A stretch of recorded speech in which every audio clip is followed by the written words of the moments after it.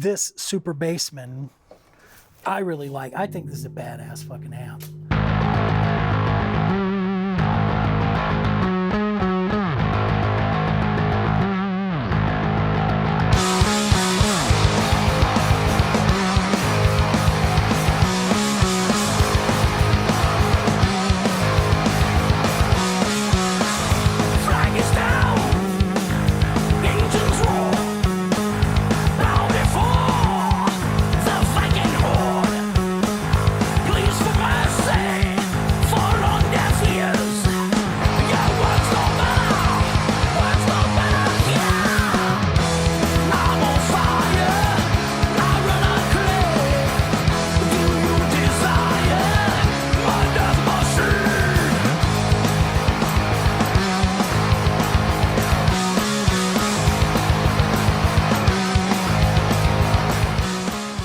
One thing about this amp that I love is that like that it's a role player amp, man.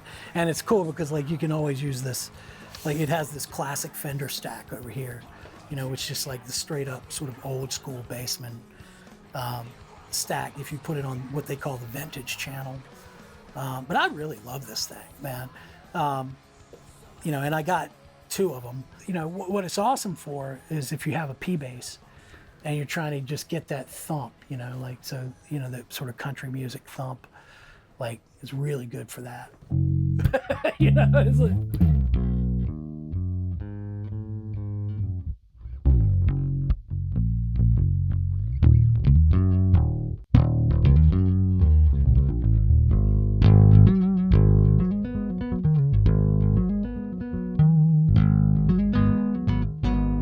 Not really a country music thump, but like,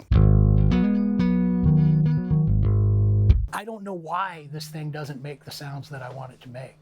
But like, I can't use this when I play with Tim Harris and Keepone. I can use it in Guar. I used it on Viking Death Machine, right? But I can't use it in Keepone, like, cause it's just too creamy. You know, and no matter what you do, like, this thing can crank some distortion.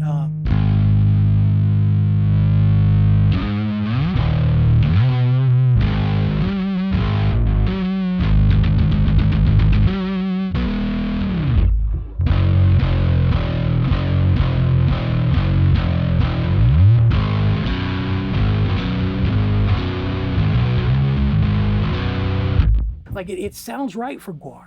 You know, it sounds right for Viking Death Machine, but like,